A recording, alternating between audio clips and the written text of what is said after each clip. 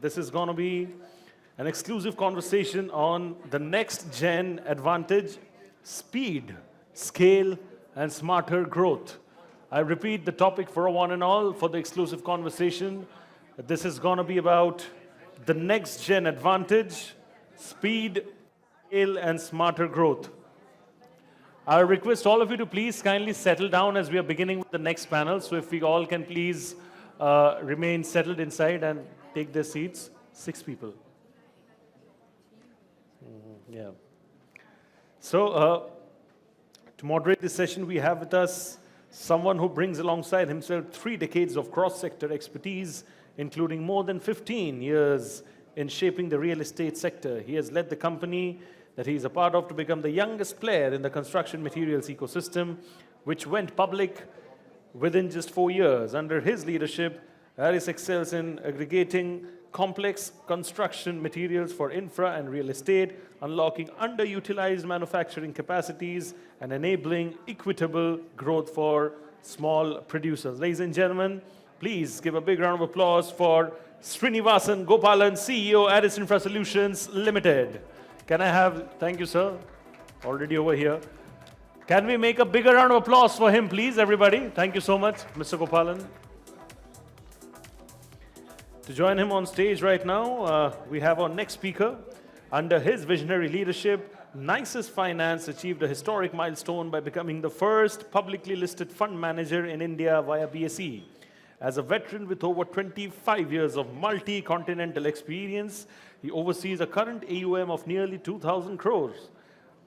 NIFCO operates across India and the UAE, and with a focus on investments across real estate and urban infrastructure, NIFCO manages SEBI-registered company to AIF funds, Gift City Fund, and Dubai DIFC funds as well. Ladies and gentlemen, please clap it up for the founder, chairman, and managing director, Nisus Finance Group, Dr. Amit Goenka.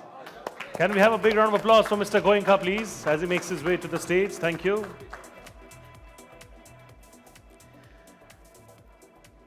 My next speaker over here, following in the footsteps of his father, Mr. C.N. Govindaraju, founder and chairman of Vaishnavi Group. He plays a key role in driving the company's growth across residential development, sales, marketing, and customer experience, while also expanding Vaishnavi's commercial portfolio. He has been instrumental in strengthening investor confidence, enhancing customer experience, and advancing the evolution of brand Vaishnavi. Ladies and gentlemen, the executive director of Vaishnavi Group. Clap it up for Darshan Govindaraju, please. Thank you so much, Mr. Govindaraju, for joining us. My next speaker over here has played a pivotal role in spearheading the company's growth across the country's underserved, or is it underserved? I beg your pardon. Sorry. Underserved, yeah.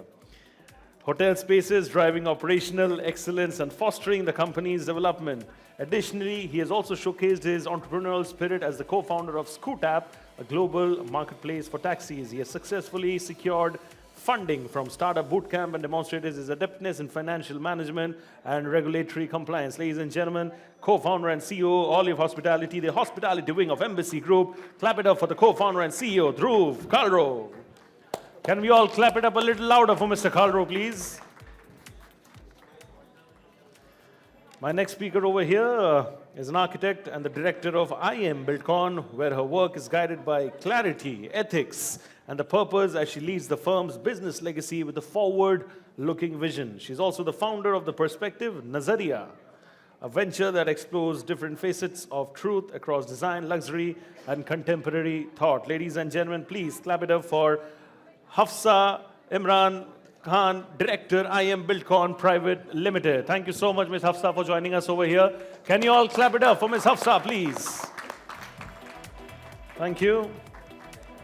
And my next speaker over here is an alumnus of the Indian School of Business, ISB, Hyderabad, and NIT, Allahabad. During his leadership positions across Lodha Group, Godrej Properties, Capital Land India, Shapurji Palonji Group, and now Bombay Realty, he has driven exceptional business outcomes across multiple asset classes in Mumbai, Bangalore, Delhi NCR, Chennai, in addition to leading Lodha Group's office in China as well. In his previous role with CapitaLand India, one of Asia's largest developers, headquartered in Singapore, he led the largest portfolio in India as well. Ladies and gentlemen, the CEO of Bombay Realty, Mr. Rohit Santosh. Can we have a big round of applause for Mr. Santosh, please? Thank you so much. Once again, incredible panel. Stage is set, all ready. And sir, over to you. Thank you. Good afternoon, ladies and gentlemen. A very, very interesting panel that we had earlier with Kushruji there. And I also want to say that this is the first time I'm moderating. So please be nice to me. And we have got all these diggage sitting here. So I'm already feeling very insecure. Amit Bhai, you should have sat a little away from me. And Dr. Amit Goenka, a doctorate in finance. I mean, that's something which apne ko to वैसे ही नहीं आता है, and how do you get PhDs? I really don't know. So let's quickly start. We'll be very informal because that's the only thing I know. Rekha forced me to wear a jacket, otherwise I would have been just on my t-shirt. So Amit, quickly I'll start with you. I mean, you have always been an inspiration to me. You did your listing maybe 5 days before I listed my company. So you have always been ahead of the curve. So our topic is the next gen, speed, quality, etc. So tell me, what according to you is speed in real estate? Is it speed of execution, speed of launching, speed of borrowing money, or speed of repaying money? So what is it according to you? What is speed? And where are developers consistently getting it wrong? I think right from the definition of speed. So thank you, Srini. Just for clarification again, I've actually learned the sector from you. Oh, so, that's nice of you. From the time you've built large commercial real estate platforms to now doing development as a service to disrupting concepts at the core level. So thank you for the humble, So in all humility, honestly, I don't deserve what you've said. I think the sector has transformed significantly. We've seen a paradigm in the last 4 or 5 years. And what we're effectively dealing today is a VUCA environment, clearly geopolitical environment around us, and inability to predict or see clearly what's going to come next is obviously is a very big determinant for us. I think it's great. At least we have one woman panelist in a women's event. So I was feeling a bit, I was feeling unsecure myself for a long time. So. And again, now with the next gen next to me, which are sharper, faster, bolder, again, it's again a space of insecurity maybe, or maybe a space of pride to see what we are building in the next gen. Coming back to your question, speed. Of course, speed is very important. From our perspective as a capital provider, it is the decision latency speed, or compressed decision latency as to how fast we can say a yes or a no to a proposal. Because clearly, project economics are sensitive to time, to cost, to launches, and etc. And a yes or a no is as important as even getting a no. So the time to get a yes or no is, I think, the first and most important thing. The second is the time to actually, from the yes to the capital, without taking shortcuts, right? So, if you can do that in a matter of days or weeks, without taking shortcuts, for which we have something called as a pre-diligence stack. So we know exactly which micro markets we're handling, what development types we're handling, what kind of developers exist within those micro markets in those 10 cities. And so we already pre-built that within our evaluation metrics. So when you come in, we already are not asking you rudimentary questions, ki, what is going to happen in a Mulund, or what's going to happen in a Devanhalli. We already know what is happening in those micro markets. So we're really looking at very, very specific data points, which is effectively only 20% of the evaluation criteria, because most people tend to load a lot of research data ahead of us. So that's not needed. So I think clearly that. From a developer standpoint, I think speed is about turnaround and cash flow. Because finally, it's not an asset business, it's a cash flow business. Everybody talks about how big or how grand or how amazing that asset will be over a period of time. But that is not what speed is. That is not what the outcome should be. It should be cash flows. And we spend a lot of time trying to explain people the PV of what they're going to build in 5 years is actually much less if they sold at a discount and got it in 2.5 years.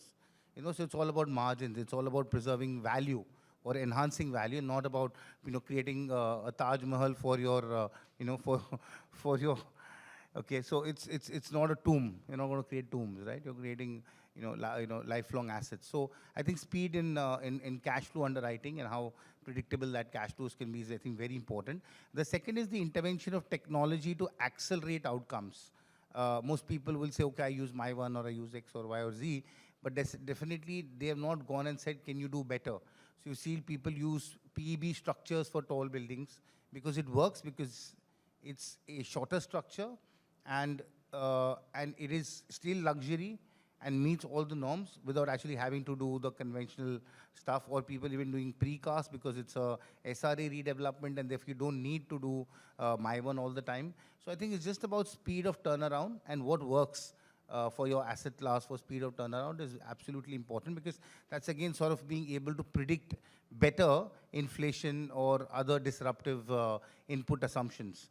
So I think speed of execution is very important. I think the third is their ability to quickly shift gears.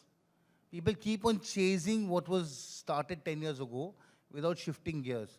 So your speed of nimbleness, the speed of at which you can be relevant with your products, with your launches, with your approach to market.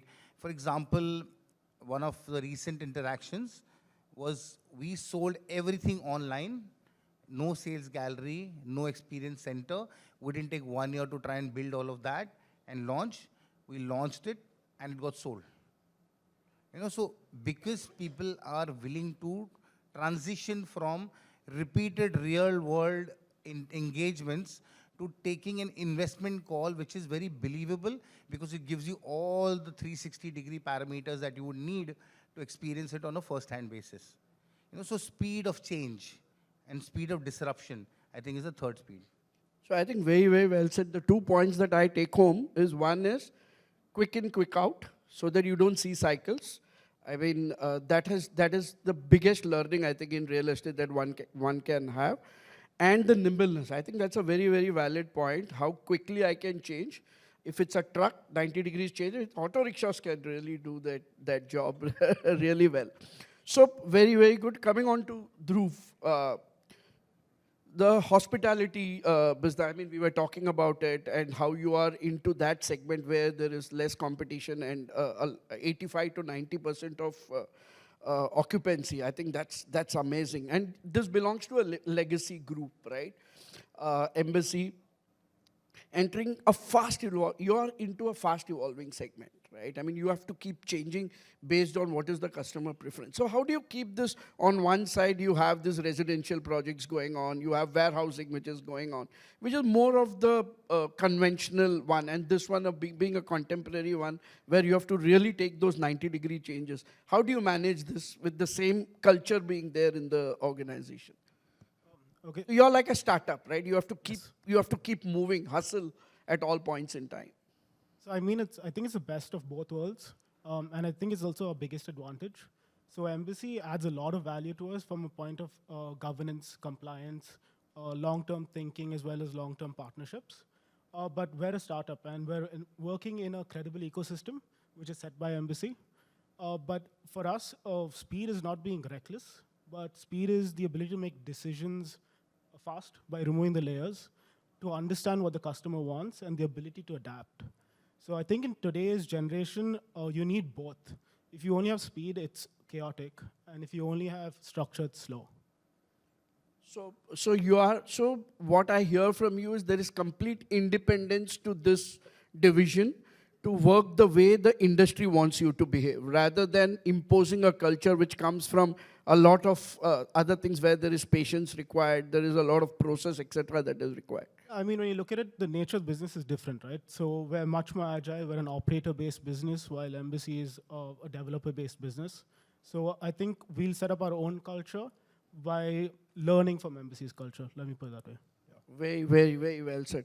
Darshan, I think I'm a fan of your dad.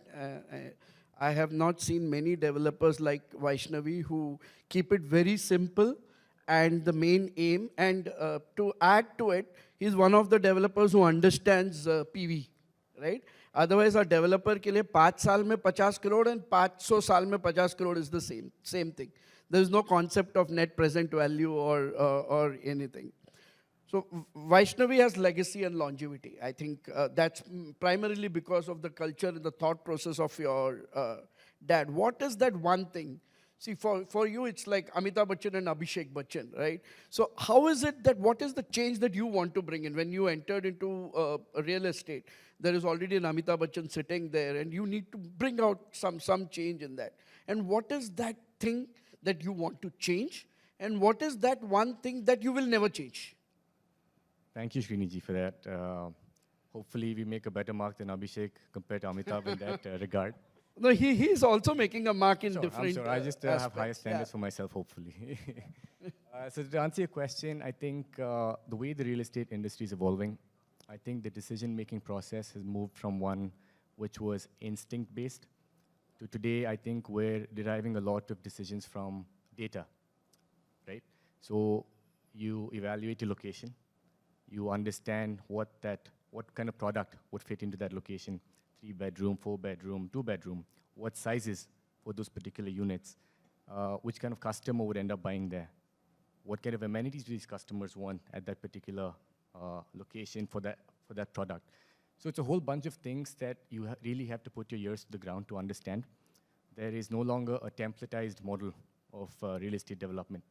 I think we moved on from the cookie cutter approach where one size fits all. And that is primarily because of the kind of customer we're dealing with today. They're probably more informed, well-informed about competitors' products than you are. They thoroughly do their research. So when you approach them, you have to probably put your best foot forward. And the only way you do that is by getting all the information on hand and delivering a product that suits their requirements. So that's one thing that I think we should be. I think Amit ji also alluded to it. Dhruv also said that agility is key. I think another key thing is humility, to understand that we have to deliver what the customer wants and cannot force something down their throats, thinking that's what's best for them. So those are the things that we should be doing differently in terms of what we should do consistently, and in a similar manner is probably quality, deliver quality for the kind of bucks the customer's paying, and consistent on-time delivery. I think if those two hygiene facets are kept in check, the rest will follow. Everything will follow suit. So basically, consistency is one, and the major differentiator is going to be, rather than a gut-based decision, now it's all going to be data-based, data-driven, etc. And that's what our company does. So we have something called a developer as a service with a software which predicts the probability of success of every department and also of the project. We should talk about it later on. 100%. Coming on to Hafsa. Hafsa, I mean, I've seen Hafsa growing up in front of me. Father is a very dear friend. 10, 12 years back, she was doing her architecture. Now I learned that she has developed an accent as well. कहीं तो जाके आई है. हमारा तो यहीं पे माटूंगा दादर मुलुंड वाला accent है. So Hafsa, very proud, first of all, that I'm sharing the dais with you, and I really mean it. And even before you came, I was talking about you with others. You're building in an industry that hasn't always made space for leaders like you. I mean, an architect plus a woman plus, I mean, so many things. And बाहर से पढ़ाई करके यहाँ पे आए हो, धूल मिट्टी यहाँ पे खाने. So, what has that given you, and where has it shown up most in your work? I mean, how do you tackle these things? Because this industry, all said and done, whether it is construction, I mean, it is all male-dominated as well. हम कितना भी कुछ भी बोले, right? It is, and we all understand that. So how do you tackle that, and what has made you so successful? Pick up the other one. Hello. Thank you, Srini. Of course, it's a pleasure to have you across. It's a full circle of life. I think Yeah. you've seen me, a small little girl, just, hearing you out when you used to speak to Dad about, all these deals and everything. And coming to the point, of course, it's difficult being... Do you get the accent? Please note that. Yeah. So I did even Howard. I was just telling you, right? So anyway, coming to the point, I think when I decided that I wanted to be in a construction-led business, I think it was more calculative. It's because, when dad, he gave me a choice whether you want to be a wife or, you want to be working. And I said, no, I want to be working and making mark for myself. And, my mom and my dad both have been very supportive of the decision that I make. Um, Coming to your point, I think when you say leaders like me, I'm assuming, of course, it's a woman, it's somebody who's leading a business, and it's somebody who's also looking at developing other facets. So I understand numbers, I understand leadership, I understand business, which is still a plot twist for a lot of people in gray suits. So when I talk about it, I feel that, you always have to be driven to your goal. Everybody, whether you say it's man or a woman, cerebral capacity is always the one. I will never accept that, XYZ has more cerebral capacity than me. Cerebral capacity is a good word I'm going to use somewhere. Yeah. Please do that. It's going to help. So I think at cerebral capacity level, all of us are equal. And I think once you're focused on what you want to do and where you want to achieve, it doesn't matter where you're coming from or who you are. And it shows in the work, whether it's a project that we have delivered or whatever we are delivering, attention to detail, focused on your work, and to do what dad has given me or to leave a legacy. We are talking about next gen, speed, scale. Of course, we'll be diversing it a little more. But then it doesn't matter once you're focused and once, all of them have said, like, consistency, I think, is a major thing. We all have to believe and deliver that. I wish you all the very best, Afsa. I want to see you really, really grow. And well done. Coming on to you, Rohit, I think you're the multifaceted guy. You have been in every form of real estate and every asset class, if I have to say that. What, in your view, could contribute to smarter growth for Indian real estate? I mean, smarter, we have spoken about speed, we have spoken about consistency. Where does this smartness come into real estate? And we were speaking, I mean, most of the developers may not be educationally qualified, right? I don't want to be more rude than that here, but we have made a mark. I mean, the developers at least have made a mark on it. So your view on smart real estate? Thanks, Srini, for the kind words, first of all. You see, for India to grow smarter, we need to start leading the world order and not just follow the others who are doing stuff. For example, you would have seen China. They became the world's leader in infrastructure, not by following the US. What they did is they set much higher benchmarks and then achieved that. What we are doing over the last many decades is we're playing catch up. The West does something. In a few years, we reach there. And I think we've been satisfied with that. But today, where the country is, the kind of talent that we've got, the kind of economy that we've got, I think we are very well positioned. It's high time that we start leading this whole thing for the world. We talked about speed a short while ago. Now, I'm not sure if many people would know this example. 100 years ago, there was this building called the Empire State Building, which was constructed in New York. I'm not sure if people realize it's a 102-storied building built within a year. 1 year. Google it. 13 months, and they built it. Now, how does it contribute to growth? You generally have commercial projects. You generally have, let's say, 5-year to 7-year ROI period. And let's say you prepone that by 3 years, it's a game changer. He would love it. His IRR goes up significantly. Significantly, yeah. So, is it possible for us to do it? Yes, it is possible, right? So that's one example. There are many other areas where I think we can lead. Maybe in speed of construction, we might not be able to be the best because we have our supply chain constraints. But there are many other avenues. For example, why don't we start, what's our biggest problem in real estate? One of the biggest problems is approvals. Why don't we get faster at that? Does it really take 2-3 months for anyone to scrutinize our drawings and make sure it is compatible? No. You got AI today. That can do half of our work, right? So can we think about setting new benchmarks in customer experience across the world? Yes, we can, right? Can we relook at the way funding is designed?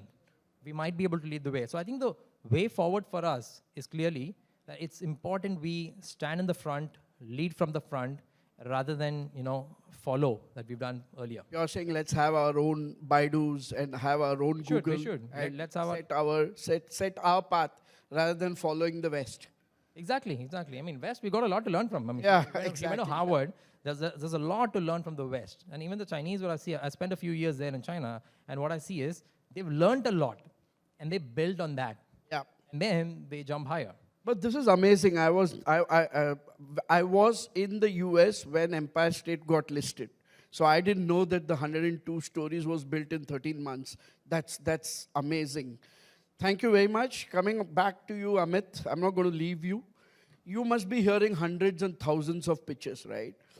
What really separates you from the genuine fundable business from the ones which are fashionable, where the bells and whistles, I mean, aata hai, promoters, we know promoters, right? They come, "Arey, main itna kar dunga, main utna kar dunga. I am tight today, but my future is bright."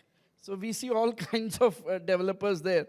So how do you differentiate the real project, the promoter, or it's the project, it's the promoter, or a combination? How do you segregate these? Oh, chalni kya hai aapke paas? Like I talked about speed of underwriting, and therefore speed is important for turnaround for everything. You can't delve too much into something and force fit it or try and make it work. Either it works or it doesn't work. That has to be obvious in 5 minutes. Instead of looking at a 50-page presentation, in 5 minutes, can we understand whether it's going to work or not work? Counterparty is very important. Without that, then it's kite flying, and hopefully the kite will fly without having the requisite knowledge or experience. But so in 5 minutes, if the counterparty is great, if the fundamentals are great, if it is cash flow led, it is not a pipe dream, and it has all the check boxes of location, product mix, etc., then it works. I think it's that 5 minute. And if that's the first few pages we're seeing, I think that's reasonable, rather than getting into a longish narrative about what is likely to happen because of the 10-year infra push, etc., etc. That doesn't. Those are the bells and whistles. कि यहाँ पे से मेरा 9 metre का road 19 metre होने वाला है. So yeah. मेरा already बात हो गया है. Mr. Gadkari is going to change my fortunes one day, and therefore I'm going to put money on that future fortune that Mr. Gadkari is going to build for me. Yeah. And of course, that'll get built someday, but that's not where we are today. Correct. So we did not bet on the Navi Mumbai airport till about last year, when we knew the opening date. Yep. And we did not bet on that micro market. Everyone knew it's coming one day. And people went and invested, built, whatever, and obviously had a cyclicality to that business. So I think that's very important. The second is overuse of jargons. It's AI, ML loaded. Wow, I love those AI, ML. I still don't know what it actually means. But yes, अच्छा लगता है सुनने को. So overuse of jargons clearly means that you're trying to oversell, and it's not required. I mean, of course, if there's a demonstrated use of technology that has created a paradigm, that has improved KPIs, I think that's a great thing to have. And we welcome that before anything else. It'll help underwrite more efficiently and get better pricing and better risk managed outcomes. But that's not a freely used adage without understanding what it means. Most people don't understand BIM. Forget Correct. about everything else, right? And then For a long time, I thought it's the beam that they're talking about, right? So I think that's the second thing, is how competent they are to handle the next 5 years of volatility and technology disruption at a unit level. I think that's, then of course, when you look at counterparty, you're not just looking at two promoters or a family of promoters, you're looking at professional competency, because you're moving to an age of institutionalization and discovery very fast across all stakeholders. And therefore, it cannot just be promoters only. It's important to have promoters, which are very strong, but it's equally important to have a very strong second, third, fourth line, which actually delivers promises consistently for you. And I think that's really the third and most important thing. So I think those are the things that we watch out for. Everything else in terms of the future is bright, but I'm uncertain about today, doesn't work. So Amit, according to you, it's a combination of the promoter. Also, one more important point that you brought in is the processes and the professionalism which is there, so that you can, it's easier to negotiate with a professional because he tries to be more amenable to the practicalities than the promoter. Because promoter to 55,000 feet above sea level, with due respect. I mean, you're the next generation, so you're not like that. So coming on to you, Dhruv, hospitality is like a marathon, right? We like all these 100-meter speed, sprint ho gaya, 2 minute mein ho gaya, and then how do you manage that? What is that patience level that you need? One is to build, get an operator, then to stabilize it. That takes a year or two. And then पैसा जो डाला है वो वापस भी आना है. So 8 to 10 year period. I mean, what is the kind of patience? How do you build that patience? I mean, to begin with, we're an operator-driven business. So the way we function is the landlord actually invests and we just operate for a fee. But we're scaling exponentially. Today we've set up at least we have 60 live locations pan-India. But the way we've been doing it is by actually deploying technology, obviously, and standardization. So we standardize all our operations so that every property runs the same and customer experience is the same. Apart from that, what we also do is, from a customer's point of view, we don't want to standardize their experience, so we'd have a little bit of elements of, say, the paint scheme changes, the common areas change. So when the artwork changes. So whenever a customer actually walks into our property, they actually have a different customer experience, while there is some sort of similarity. So that's how we've been scaling up, and I think that's the way we're going to go as well. Sure. Darshan, in my personal experience, I have seen the 2008 Lehman, I have seen the RERA, GST, I have seen ILFS crisis. I have seen the more you want to scale, the more companies have actually broken. I mean, the faster you want to move. And also, I think the definition of speed has also been paisa available hai to everything can be done in real estate, right? We have seen that in 2005-06 when a lot of FDI was coming in, pure equity was available. Then before IL&FS, money was just available, NBFC, ek ka topi, dusre ke topi pe dalo, repay from here, pay them back, etc. So what do you build when you talk about a sustainable scale? What do you build first? Do you build the brand? You build the team? You build the systems, or how does it work? And when does growth actually become dangerous? See, for example, I was just talking to a few of you. When the price really goes up significantly, and which we have seen in Bangalore, right? Today there is a slowdown. That scares me. When everyone wants to launch, you go to Ghatkopar, every second building is under redevelopment. So at what stage does it scare you that कि हाँ भाई अभी थोड़ा संभालना चाहिए? So to answer the first part of your question, I think what needs to be set first in place are systems within a company. Then you get That's a very boring thing, right? कि system बनाते रहो जब भी आएगा तभी. that is basic hygiene. That needs to be there. So very, very well said. So that तो उसके बिना don't start. Without that, exactly. And you need a team that believes in that system, who understands it, implements it, refines it. Constantly, it's evolving. The system and team keep evolving hand in hand. And eventually, the brand then becomes the output of those people. And so brand is an output. Just by advertising, there is no brand that happens. Absolutely not, because you need to have successfully delivered over the course of 5 years, 10 years, 7 years, and for your brand to even get recognized as a brand. So prior to that, you need those systems and those people in place to take the brand to where it is. So I think it goes in that order: systems, teams, and then who can have a better brand than Vaishnavi? And every time Kohli hits a 6, you see a V there, right? That's Vaishnavi Group.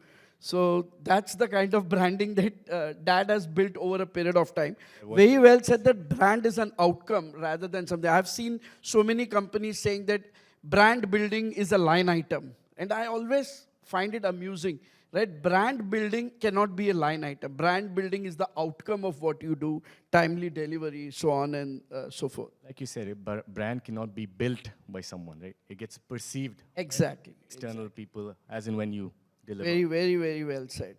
With regard to scale, and especially in our real estate business, I think scaling without cash flow visibility is probably where it gets dangerous. When you mean cash flow, it's not loan, right? Not loan, exactly what I'm saying. So it's when your launches probably outpace your handovers or deliveries. Absolutely. That cycle, if that That's is the kept in real check, equity. that is the real system that one needs to follow or track to in terms of scaling. I think scaling without promoter involvement is also an orange flag, I would say. That promoters' bandwidth could differ. It could be 3 to 5 projects for some, it could be 7 to 10, it could be 20 plus for the others. But the promoter's involvement, I think, is essential while scaling. Without that, I think it becomes a little dangerous. So these are the two facets where I think scaling becomes dangerous. When your launches outpace your handovers and lack of promoter involvement. Sure. Coming on to you, Hafsa. First of all, I forgot Eid Mubarak to you, and we are still waiting for all the biryanis and you said Firni is what? Outdated. Something else you want to give us? Yeah, I think Finny is out there. I think Sheer Kurma is. Cheer kurma. Okay, we don't mind. We don't mind that. So I know I am BuildCon, right? I know the philosophy. I mean, it's build your organization brick by brick. Do you really believe that it's important to scale at all, or you go really deep into? So there have been companies who say that मैं 4 projects से ज़्यादा एक time पे नहीं करूँगा. Let me finish it, get the cash flows in, and then be a friend to the customer rather than just chase growth. So what does I am BuildCon believe in? I think you have the answer to this because you already know that, but then I'll deep dive into this. I think At least for all of them, of right? course, It's of course, important. that's why I'm, for them. So I really don't believe that, a developer should scale aggressively. It's because there has to be a deeper understanding of the market, right? Any smarter developer will do 2 things. One is deep dive into the market, the people, and the end user that he's catering to. And the second would be scale selectively. So scale is something that multiplies everything that is existing. If you're scaling wrong and if you don't have a deeper understanding of the market, you're scaling a mistake. But if you know the understanding of the market, you're scaling advantage. And if you really see the top global developers, they are scaling even by volume and also because they know what the end vision is. So I think just scaling and making a factory out of your, name doesn't really help, because at the end of the day, the relationship is something that matters and will last longer. So I'm learning a lot. So you're saying scaling a mistake and Yes. scaling an advantage. I think very, very well said, Hafsa. Going on to you, Rohit, right? You have run data centers, solar plants, business parks, co-working under one roof. Indian developers, I mean, including his thing is 3 साल में पैसा वापस आना चाहिए. We are more residential, right? 100 rupees for construction को खाली 30 rupees का loan लेना है. बाकी 70 rupees will come from the residential sale. So do you think there will really be a shift, or we can't learn those games which you have? And how do we actually gain speed to come near you? See, it's like this. We're talking about multiple asset classes, as you mentioned. Okay. Many Indian developers who are focused on residential, they're looking at these as alternate asset classes. Okay. Now, there's more curiosity than commitment to these asset classes. And there's a reason why that's so. It's not because the opportunity is not there. Opportunity, let's say, we're talking about data centers, logistics, you mentioned solar power plants, and a few other asset classes as well. If you look at data centers, India today generates 20% of the world's data. But we have less than 5% of the world's data centers in India. This guy is amazing. He has got all the statistics, and he's just going to educate us more as we speak with you more and more. Now, all I'm trying to say is, you see, there's a massive potential there. Now, this potential can easily be bridged, and that's why a lot of developers are jumping into data centers, right? Now, if you look at the other connected asset classes, if you just connect these links, a lot of, first thing is your data centers are big power guzzlers. They need massive, massive amounts of electricity. So if you look at solar power plants as a captive unit, because many of the MNC parties who are leasing out these data centers have now a mandate that the power has to be green power, which means apart from the data center opportunities that is there, you also have power generation opportunity, and something like a solar power plant is somewhere you cannot go wrong. I'm talking about captive power plants, where you have a data center or you have some other business park, you have a power plant which is supplying there, which means you don't need to do any marketing. It is all of the power is consumed. So the sun gives you the power, all of it consumed, you make your money. It's a model where very few can really go wrong. But then the question is, why are still people not jumping into these? My view, I've got two things in my mind. One is, structurally, we are aligned in a very different way. We want cash flows upfront, like Amaji was saying, right? These businesses are operations heavy. They've got longer gestation periods. So we need to get structurally aligned with the longer gestation periods to tap into these opportunities. That's number one. Second, whenever a large opportunity comes up, you do have a little bit of ups and downs. I see in the last couple of years, a lot of parties jumping into data centers, and then they see there is oversupply in the short term. But when you look at a period of 7-8 years of your ROI, you can't really talk about 20% of the world's data is with us, man. Exactly. So it's not a big problem at all. So my view here is we need to start getting committed to these, get structurally aligned in terms of your funding, in terms of your teams getting aligned for operating these assets, rather than just launching and selling. Amit, give us long-term loans, 10-year loan, equity loan, whatever. Equity loan, does it go well? Or? See, I don't think there's a problem of tenor if the product demands it, not because inefficiency demands it.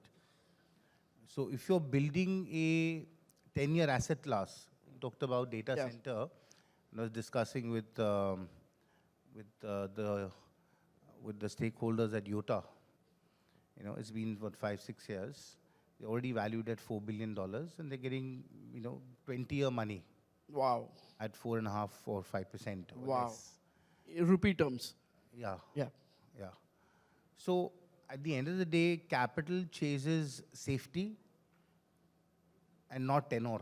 Sure. So if your safety is long-term, then capital would love to be long-term rather than trying to keep on redeploying. Absolutely. So the risk of redeployment is far greater than staying put if it can be in a safer environment. So I don't think tenor is a problem, Srini. India has not shown tenor so far because of regulatory disruptions or geopolitical disruptions or many other external interventions which are unpredictable, and which is why capital becomes impatient, because you cannot predict what the next government is going to bring in terms of change or paradigm or whatever. And we've seen that at states, center, district level, etc. So I think that's, otherwise, I don't know why we cannot supply the $15 billion of funding gap today, because there is enough and more liquidity sitting in sovereigns, multilaterals, etc., who are earning today a blended return of 3.5 to 4% dollar. That includes, by the way, junk bonds investment also, which means the safer AAA investments are less than that. So they're obviously seeking safety, and which is why they're happy to deploy for the long term into growth economies like India. But India has not been able to provide a long-term capital solution for sovereign wealth. And that is why, it's fund-based or it is tenor-based, so that people can spot an opportunistic view on India RE, maximize it and get out. So that, now you know why he's a doctor, right? I mean, so many words, I need to go back to Google, Amit. And Amit, coming on to you now, talking about the young generation, so much of AI, machine learning, and now it has become a fad. Anywhere you go, everyone speaks about it. Is it really happening at the real estate level, or is it just a slide in the deck?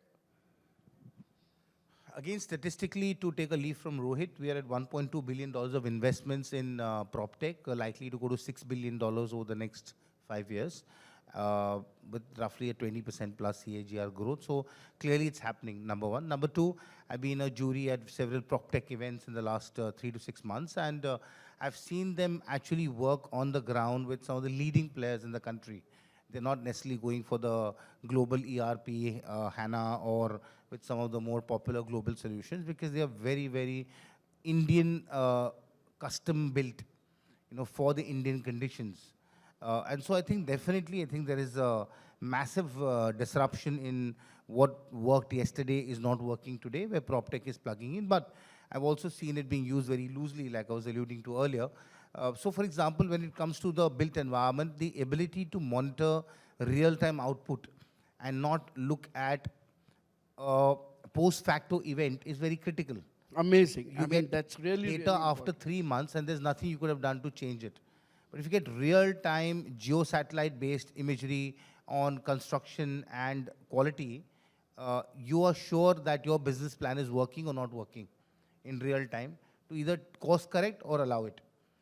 Likewise, if you can do predictive receivable analytics of what is sold and is being sold or will be sold basis pipeline on CRM, which does data mapping on demographics and consumption patterns of your project versus micro markets, then you have a very high probability on where cash flows will occur and when, which is obviously seasonality based sometimes or product class based sometimes.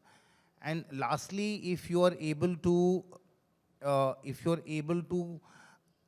3D model outcomes, or make it lucid in terms of enterprise-wide understanding as to what the goals are and where the goalposts are and what the milestones are, and make it, dashboard based. So I think there are simple things like these which have made it easier for us to work with more tech-enabled enterprises who are deploying these strategies, who are using ML solutions to be able to give us a very predictable demonstration on why the project will succeed with what probability. So very, very good. I mean, you touched upon a very important factor of predictability. I think the cost is high in real estate is mainly because we are not able to predict the outcome. It's not like a pharmaceutical, if you put in the ratio of ingredients, you get the output, right? You may be successful with the same project, I may be unsuccessful with the same project. Very, very well said, Amit. Now coming on to the next gen, right? I see my daughters, one is 25, the other is 20. There's so much of technology that they use. And even before a breakfast is eaten, there is a photograph that is put in saying that, oh, this is looking so amazing. So there is a scare in this next gen because I know that it's just a poha, but it's explained in a manner that it seems something very, very different, right? So where you can fake the marketing, but not the experience, right? The experience is still the same, poha, namak kam hai, our same cook has made it. How do you tell real transformation from cosmetic change? I think this is a very, very subtle point, but very important point. I always check with my daughters, boss, ye photo leke kya karne wale ho aap?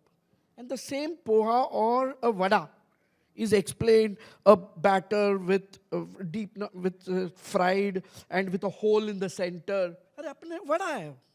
Medu vada is what we call. So how do we differentiate between the bells and whistles and actually the product? So I think true transformation is actually seen from operation excellency. So it's really easy to find someone who can make a great website, have great social media presence, and even take great photos. That's one aspect of the business, but it's an important aspect of the business as that's the shop front that gets people coming and staying into the property. But I mean, at the end of the day, if you have a poor product, poor customer experience, when a person checks into one of our hotels, they'll probably realize that within 15 minutes. So I think the real transformation actually comes in from using technology today. And when we use technology to actually improve business model, customer experience, that's when it's really effective. So I think like the cosmetic changes is the easy bit, but nailing the operational part is actually the hard bit. So we at Olive are very operational heavy. Not when I say operational heavy, as in we are operational heavy, but we use a lot of technology. But we ensure that our standards are met in whichever property you go to, while having great photos at the property. So ultimately, the basics. I mean, stick to your basics, do a good product, give a great experience, and all of these hoardings and all these LinkedIns. I mean, I have seen LinkedIns where a person पहला बोलते हमने नया office का पूजा किया. Then he has renovated one of the rooms and one more puja is happening. So the person on the other side, he doesn't have time to see all this. अरे दो office खोल दिया इसने last 4 दिन में. Many people have asked me, अरे you're doing so well. Internally, I know what I'm doing. What am I going through? So these are some scares, but very well done. You're saying stick to your basics and do a good product and give a good experience, and that's what is going to sustain going forward. And that's what you also mentioned, saying that the brand is an outcome. Keep doing it nicely, with truthfulness, and very open to the customer. But just to add to that, I mean, today, if you want to connect with the new generation, you have to do the social media aspect. You have to have a great. So the poha has to be has put to be taken into a photo, the yeah. Instagram, right? Darshan, I mean, last two questions and quickly, I mean, even the time is running out. What's that one decision Vaishnavi made in the last year that company would probably not have done 5 years ago? And what did it cost you or unlock, or was it a favorable outcome? So I think one point of difference that we've seen since the past 5 years is in our relationship with consultants. With consultants. Consultants, how we engage with them. So to elaborate on that, I think growth today has to be done smartly. It is the age of specialization. You get the best minds in, the best cooks to cook a broth. That's when it comes out absolutely perfect. So in that regard, what we have started doing is going beyond the contractual obligations with certain consultants, incentivizing them. So, for example, a structural consultant, if you can bring down a cost of construction by $100, share 2-3 rupees with them. If a channel partner, don't bid against each other for keywords. You do the outdoor bit, let them do the keyword bit on Google. So you're not outbidding each other and then spending more in terms of marketing. Very true. Fees, right? Work with architects to enhance daylight ventilation within a home. So eventually, a customer spending less on lighting, electricity. ACs, electricity. Yeah. Their OPEX, I mean, their maintenance cost comes out on the long term. Absolutely, absolutely. These kind of, this kind of thing, what does it cost you is the fact that you have to have an open mind to share some of the spoils with the consultants. What you gain, what you stand to gain is the fact that everyone's getting a better product at the end of it. You are constructing more efficiently at a lower price, hopefully. Absolutely. And in More the end, sustainable. and in the end, the customer also gets a better product. Absolutely. So by willingness to work with the best minds rather than doing everything in-house is what will... So that is what you're saying in the last 5 years probably. 5 years back, we would have done everything in-house. Now there is a lot of opportunity, and why not use the talent that is available? Absolutely. I can see the young talents, how differently you guys think, and I'm really, really proud of each one of the points that you are mentioning. Hafsa, if a young developer, I mean, how young can it be, younger than you, ask you how to grow fast without losing the quality and the values, what would you actually tell them? I think, Srini, I would, of course, advise them to grow with depth rather than achieve scale. It's because the next gen or our generation really lacks patience. Absolutely. Right? We don't have an appetite for patience. So I think learn your craft so well that even when you're not in the room, people remember who you are. Amazing. I think that please give her a huge applause. And I think there has to be an insatiable hunger for success. That lacks, the drive lacks, because we know we have somebody to fall back to. And that is something that, our generation is doing it wrong. We need to have that drive for success. And, at the same time, we can't lose the qualities that our fathers or the generation or the legacy, that they have created. We can't do that. We can't lose it. So we need to have a drive, a calculative risk-making decision, and also be selective about, what we want to do and build relationships, because that is when people will trust you for a bigger responsibility. Very, very, very well said, Hafsa. A quick rapid fire. One word, each of you, 30 seconds only. He's already come here. And यहाँ पे time is up करके, it's just hitting hard. One word for the next decade of real estate, and why? Quick. Institutionalization and democratization. Amazing. What about you? Quick. Keep the mics with you. Going off of Amitji, I think consolidation. Consolidation. What about you? Mine was pretty similar, formalization. AI driven because everything is artificial and people have, realized that everybody is an architect, everybody is a developer. But at the end of the day, they should also know that humans cannot, it's us who is building all of it. I'd say integration. We need more integrated spaces than standalone projects. Absolutely. The most overrated and the most underrated trend in our industry. Overrated is luxury everywhere. Underrated is urban renewal at scale. Very good. Overrated probably AI in sales and marketing, particularly because it's been there for years together, or chatbot, etc. Underrated is sustainability-led design. Sure. For me, it's the same. AI, I think they use it everywhere. While for underrated, I would say operational excellency. Very well said. I think that is the core that you have always maintained. Very few things underrated. I think overrated and abused is luxury and I think approvals. See, overrated, I think, discount-led sales strategies because they provide immediate incentives, but in the long term, they erode value. In terms of underrated, I think customer experience, because we focus a lot on the immediate customer experience when someone buys it, but the entire life cycle of the possession and the whole thing needs to be looked at. So very, very well said. One thing you want this audience to remember, Amit, when they leave this room. About real estate, of course.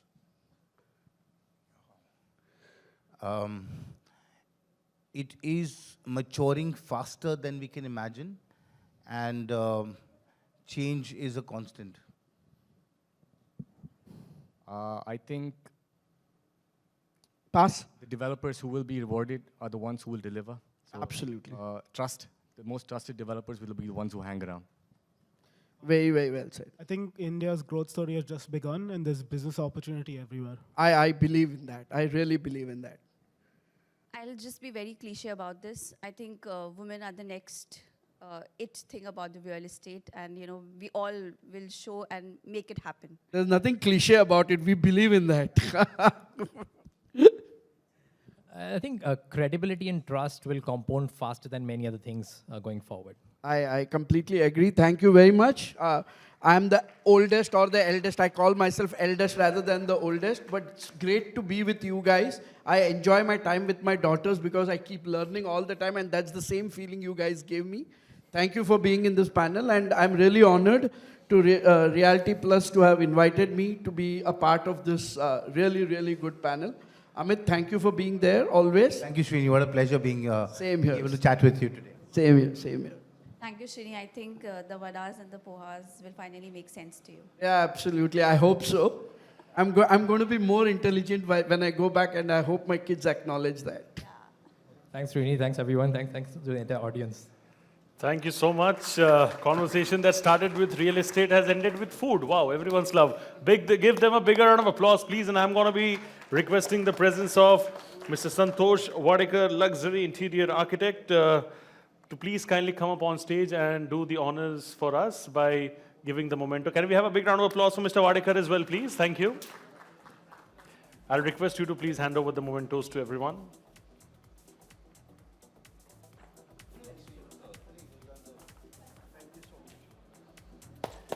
तालियों की गूंज रुकनी नहीं चाहिए, ladies and gentlemen. If I may request, let's keep the momentum going in. You know the drill, everybody. Come on, 1, 2, 3, yes.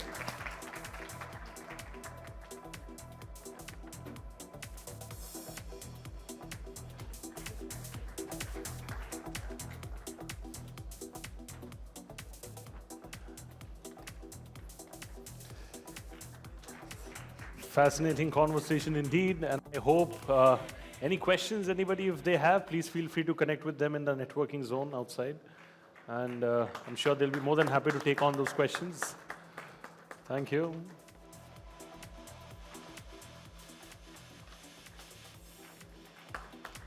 Thank you so much. And time for the very special group photograph with all of you, so please request all of you to come forward. I'll request you to please stay as well, Mr. Wadekar, over there for the group photograph. Yeah. Now is the time for the special paparazzi moment. Left, right, left, whatever you want to do. They're all here. Sir, your swag is there irrespective of tummy in or out. How does it matter? Taliyon ki goonj, everybody. Come on. Thank you so much.